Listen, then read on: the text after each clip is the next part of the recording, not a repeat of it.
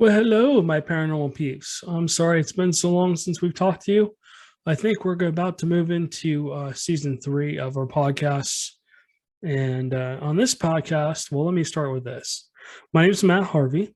I am the founder and lead investigator with Deep Woods Paranormal. I've been researching the paranormal professionally for about 30 years, along with my wife, Amanda.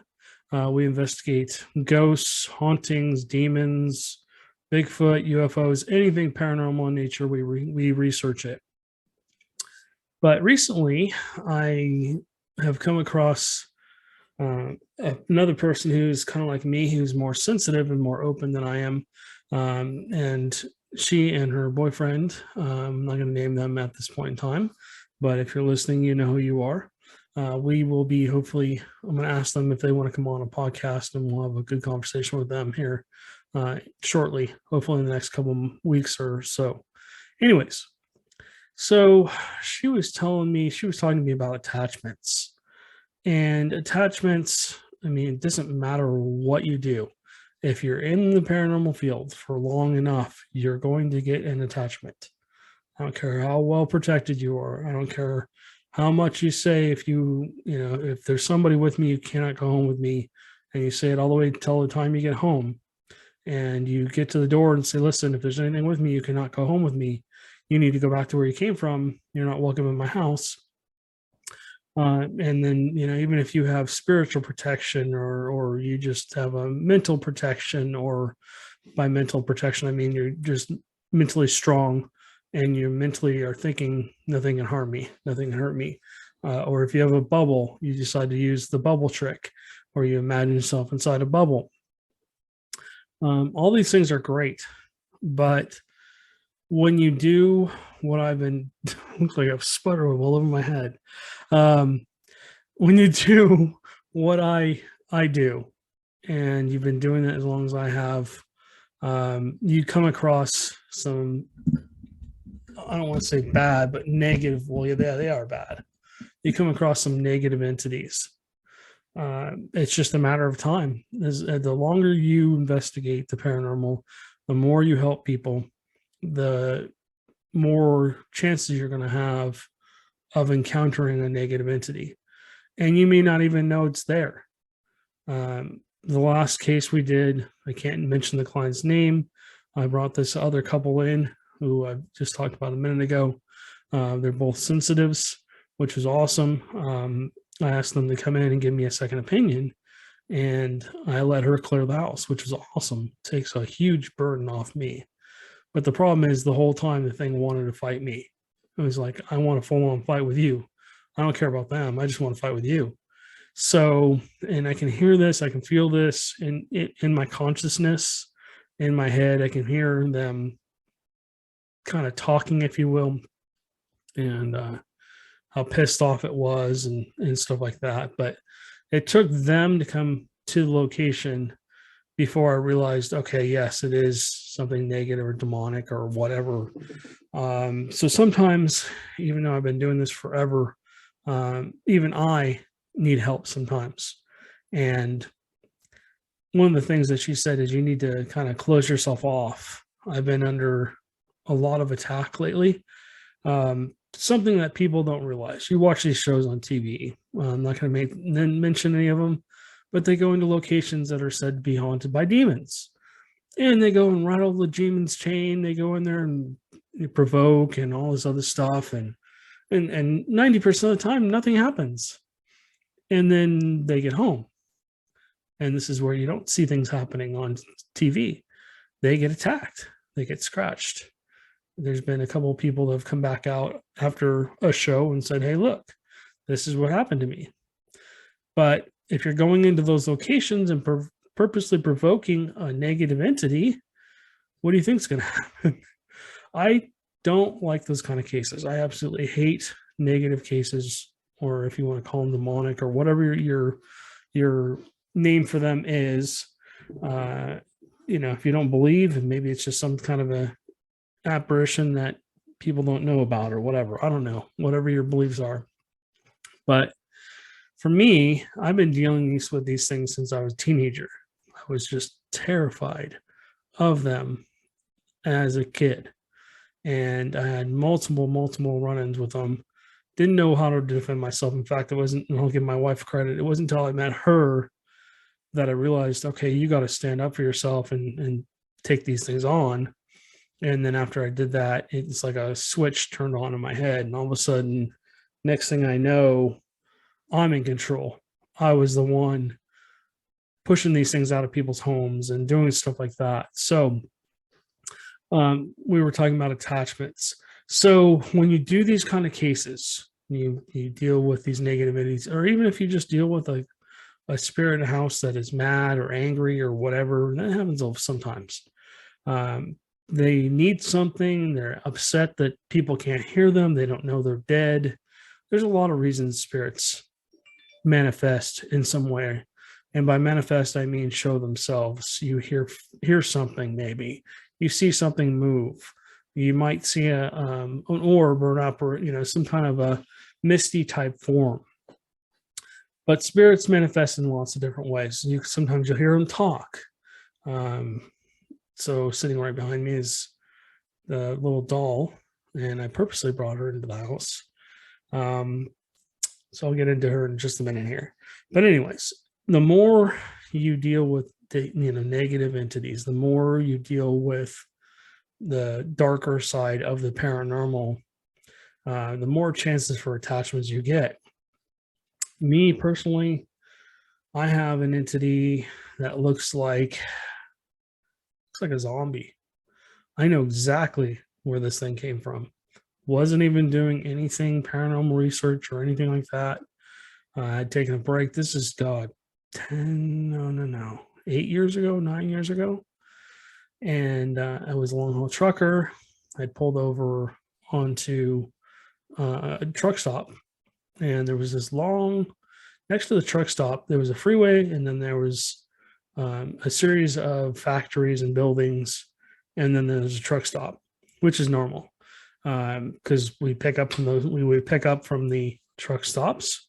I'm sorry, we would pick up from the locations, the offices or the buildings or whatever it was that we're picking up or delivering from. And a lot of the time we would spend the night in or around the truck stops. So I pulled down into this cul-de-sac because I needed a place to turn around, and I'm driving a 73-foot vehicle, mind you. This is a full-on semi, big rig, and driving down the road. Found the cul-de-sac. It was a much larger cul-de-sac than like in a residential area. I think it was specifically made for trucks to turn around. They were charging for parking at the truck stop, so I decided to park alongside on a curb and essentially go in and get whatever I needed and come back out. So it was kind of a sketchy area. And I don't even remember what the hell I was, but I remember driving past as I made my loop around the cul-de-sac. I remember seeing what looked like heavily armed, they weren't police officers. I think they were some kind of security unit at one of these factories. Barbed wire fence everywhere, probably some kind of military contractor or something, who knows. And so I came back out, and as I got back out, I see this, what looks like one of the security guards, start walking really strange out of the area. He walked right past the gate where the other guards were, walked down the long driveway, and then basically started walking towards me. And I kind of turned around and looked at him. I'm like, what in the hell? Why is this guy coming at me? And the more I kind of stared at him, the more I realized he wasn't alive. He looked just like a zombie. I just thought he was a human spirit. I just paid him no attention. He actually ended up I was at the back of the trailer at this time. He kind of walked down the road and then walked towards me, started coming towards me, and then all of a sudden I turned and he turned. I turned towards him. He turned away and kind of made a V, if you will, a soft V, and then started walking up the road. And I never thought anything more about it. And then I realized he had disappeared. And he looked just like a normal person, but he was not normal. Let's put it that way. He was walking weird. He was dragging his left leg. Um, he had his arms kind of out a little bit, shoulders hunched forward, and his face was weird looking, but he looked just like a security guard. I think he had a security guard outfit on.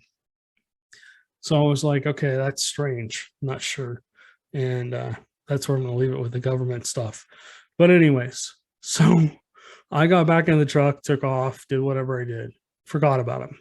Well, never really forgot about him. That's one of my more unusual um, encounters with the paranormal.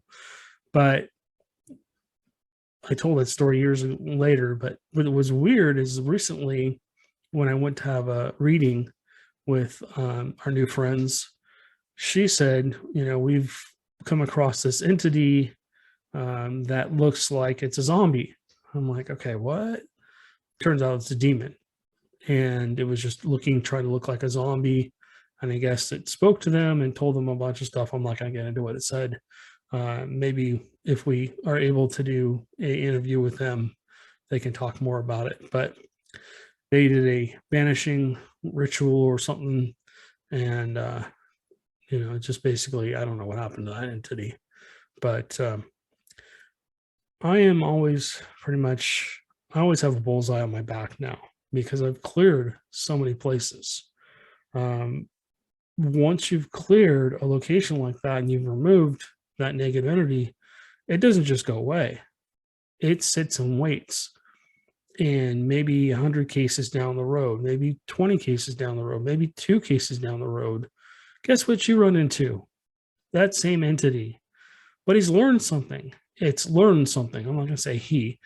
It has learned from the previous experience. And it knows what you're going to try and do. It knows how you're going to try and remove it. So you have to come up with a new way to try and get the thing out of the house and or location, not necessarily homes. Sometimes it's businesses, sometimes it's vehicles, sometimes it's who knows what it is.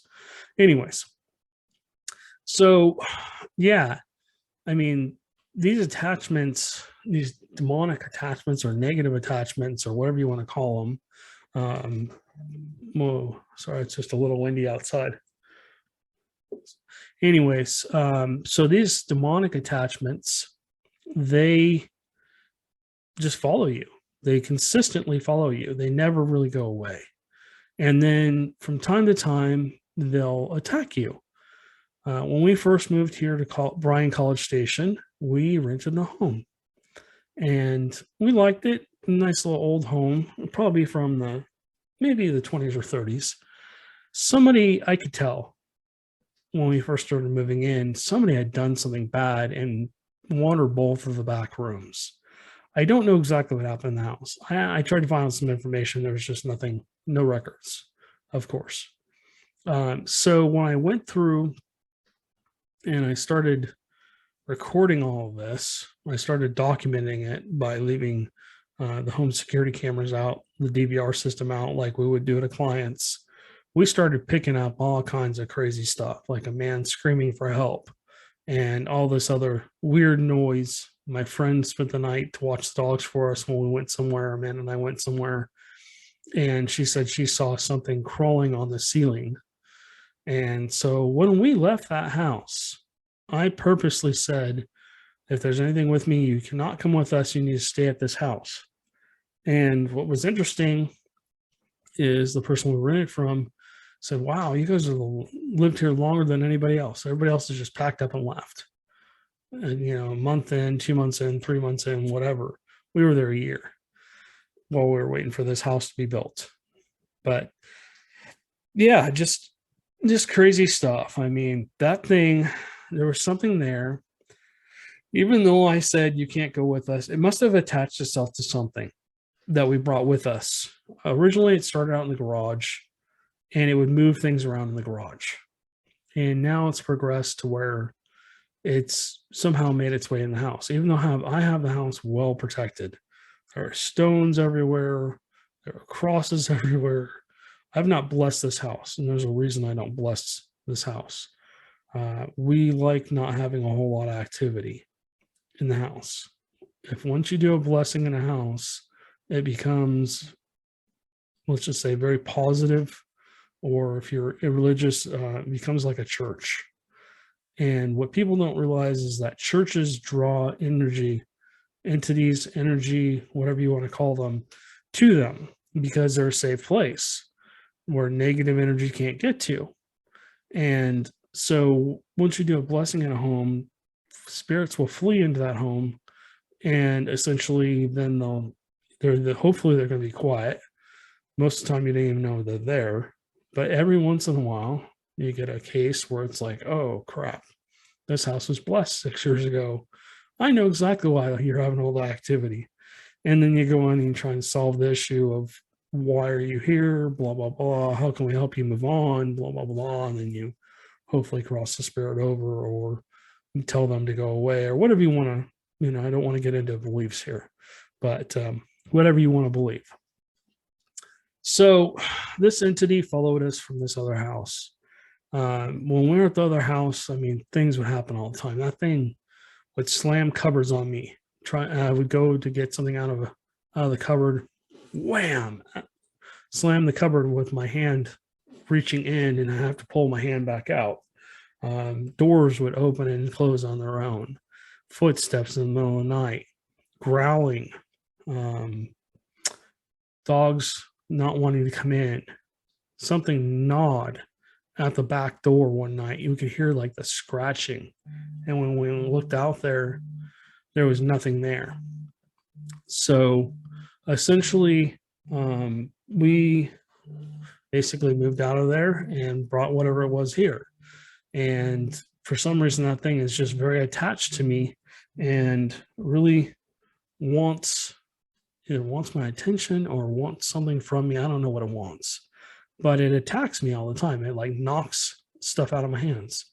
For example, the last night we were in the bathroom in our room, which is across from the kitchen, and we heard do do do do do. I'm like, what is that?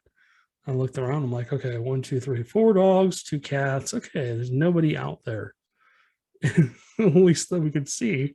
So I got out there, and the lid of the trash can had literally been ripped off and thrown on the floor.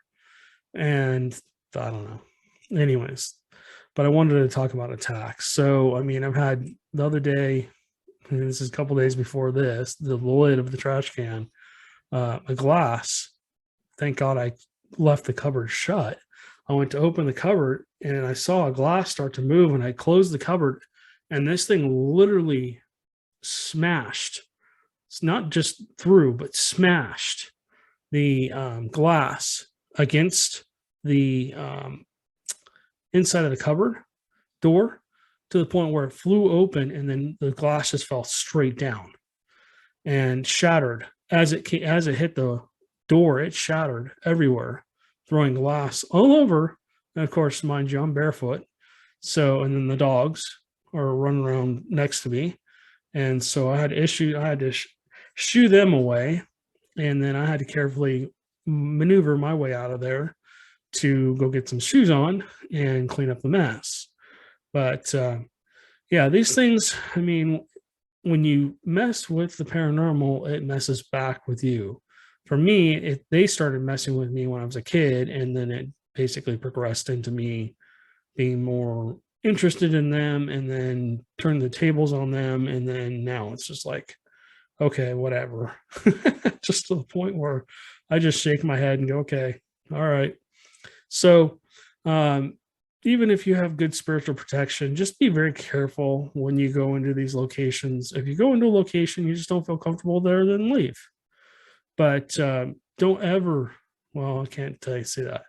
I would highly recommend that if you go into a location, especially if you know that it has had some negative past history, or you know that it possibly has a negative entity or demon hiding out, I would highly recommend that you either bless yourself or do some kind of mental protection, or whatever you want to do. Protect yourself from these things.